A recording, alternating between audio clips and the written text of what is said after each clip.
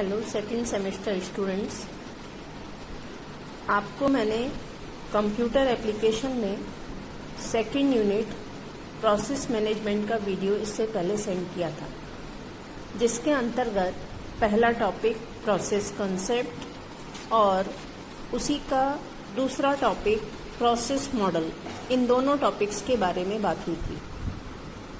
Process model में 5 state model आपने समझा था, जिसके अंतर्गत 5 states new, ready, running, waiting and exit के बारे में मैंने आपको समझाया था। तो प्रोसेस एक्चुअली क्या होता है कि जब हम कंप्यूटर के द्वारा अपनी किसी समस्या को हल करते हैं तो वो समस्या प्रोग्राम के द्वारा हल होती है, और यह प्रोग्राम कंप्यूटर के सीपीयू के द्वारा जब एग्जीक्यूट किया जाता है ऑपरेटिंग सिस्टम की सहायता से, तो वही प्रोग्राम प्रोसेस में कन्वर्ट हो जाता है। ये आपने प्रोसेस की डेफिनेशन में पढ़ा था। स्टूडेंट्स, फर्स्ट यूनिट में जब आपने ऑपरेटिंग सिस्टम पढ़ा तो वहां आपने ऑपरेटिंग सिस्टम के कुछ मुख्य फंक्शंस पढ़े। ऑपरेटिंग सिस्टम क्या है? एक ऐसा सिस्टम सॉफ्टवेयर जो कंप्यूटर तथा यूजर के बीच में मध्यस्थ का काम करता है। तो ये जो ऑपरेटिंग सिस्टम सॉफ्टवेयर है, इसके मुख्य कार्य जो हैं, उनमें से 3 मुख्य कार्य हम यहाँ समझने वाले हैं इस यूनिट में। तो पहला जो मुख्य कार्य है वो है प्रोसेस मैनेजमेंट, जो अभी आपका चल रहा है। फिर इसके बाद आएगा फाइल मैनेजमेंट और तीसरा आएगा मेमोरी मैनेजमेंट। तो जैसा कि नाम से मालूम चल रहा है, प्रोसेस मैनेजमेंट मीन्स प्रोसेस का प्रबंधन करना। ये किसकी जिम्मेदारी है? ऑपरेटिंग सिस्टम की। ठीक है। और ऑपरेटिंग सिस्टम जो सिस्टम सॉफ्टवेयर है, ये किसकी मदद करता है? सीपीयू की। क्योंकि सीपीयू कंप्यूटर का वो पार्ट है जो सभी पार्ट्स को कंट्रोल करते हुए अलग अलग प्रकार के कार्यों को करता है। तो यहाँ सीपीयू की शेड्यूलिंग किसके लिए? प्रोसेस के लिए। एक बहुत इंपॉर्टेंट बात है। टॉपिक समझ रहे हैं आप? CPU scheduling. तो शेड्यूलिंग वर्ड को समझना जरूरी है। शेड्यूल का मतलब क्या होता है? Time table. जैसे हम डेली रूटीन में भी बात करते हैं कि आज का शेड्यूल क्या है, आज आपका शेड्यूल क्या है, मीन्स किस समय आप क्या करने वाले हैं। तो इसी प्रकार से ये जो टॉपिक है ये है सीपीयू शेड्यूलिंग। हमने फर्स्ट सेम में जब से कंप्यूटर पढ़ना शुरू किया है, हम शुरू से पढ़ते चले आ रहे हैं कि कंप्यूटर की सभी डिवाइसेस में से जो सबसे मुख्य डिवाइस है वो है सीपीयू। क्यों? क्योंकि सीपीयू सबसे काम करवाता है। सीपीयू के 2 पार्ट्स होते हैं ना, कंट्रोल यूनिट और अर्थमेटिक एंड लॉजिक यूनिट। तो कंट्रोल यूनिट सभी डिवाइसेस को नियंत्रित करती है, मीन्स सीपीयू का ये पार्ट सबको नियंत्रण में रख के, सभी पार्ट्स को नियंत्रण में रख के उनसे काम करवाता है। तो अतः हम कह सकते हैं कि सीपीयू जो है वो सबसे इम्पोर्टेंट पार्ट है।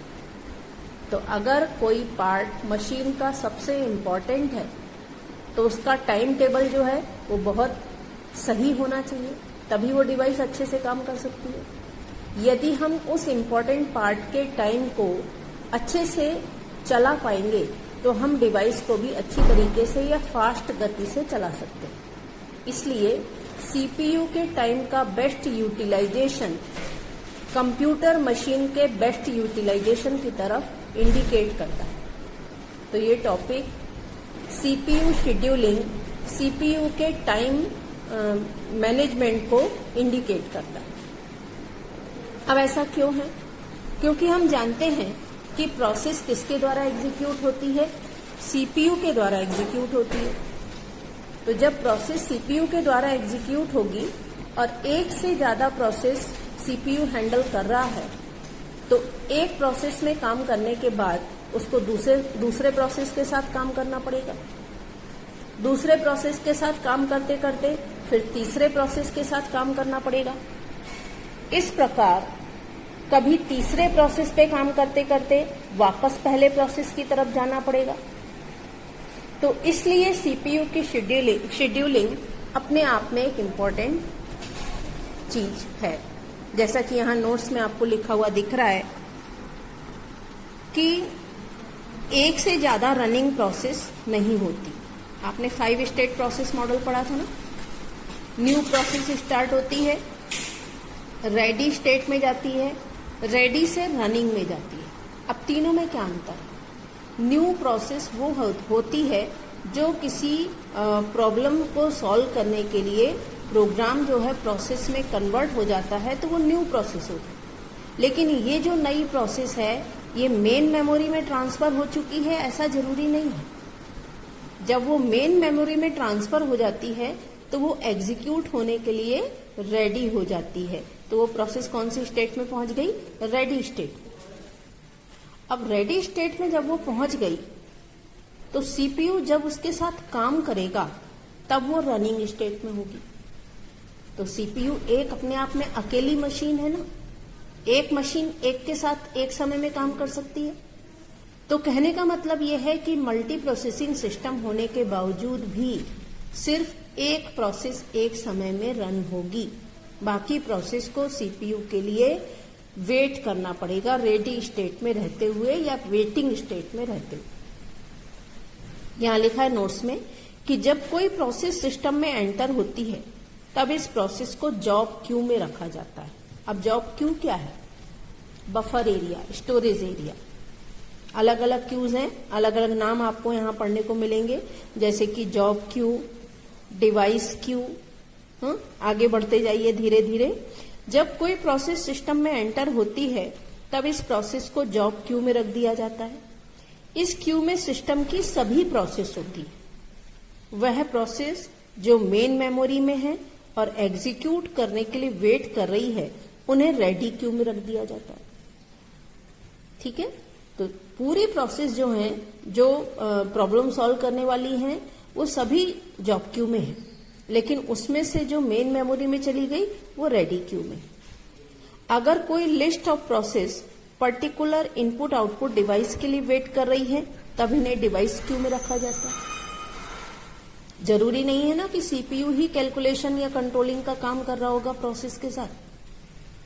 प्रोसेस को दूसरी डिवाइसेस की रिक्वायरमेंट भी होती है। तो जब वो डिवाइसेस की रिक्वायरमेंट के लिए वेट करना पड़ेगा तो वो कहां चले जाएगी? डिवाइस क्यू में। हर एक डिवाइस की अपनी अपनी क्यू होती है, मीन्स अपना अपना बफर एरिया होता है, डिवाइस क्यू में रखा जाता है।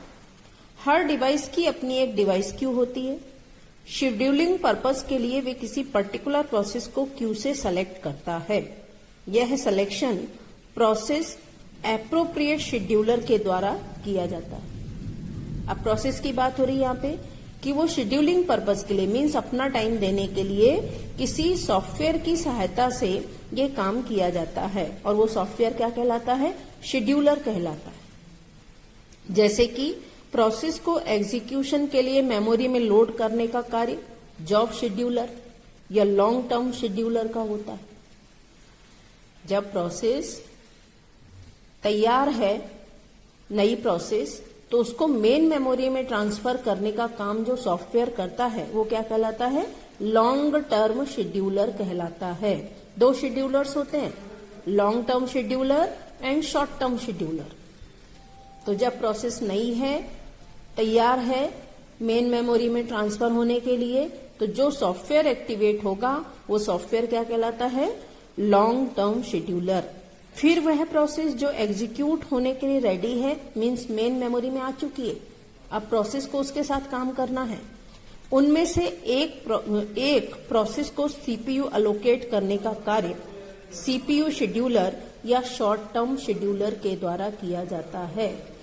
तो अब यहां देखिए कि प्रोसेस मैनेजमेंट में या प्रोसेस शेड्यूलिंग में 2 प्रकार के सॉफ्टवेयर काम करते हैं। एक है लॉन्ग टर्म शेड्यूलर और दूसरा है शॉर्ट टर्म शेड्यूलर या सीपीयू शेड्यूलर। तो लॉन्ग टर्म शेड्यूलर कौन सा सॉफ्टवेयर है?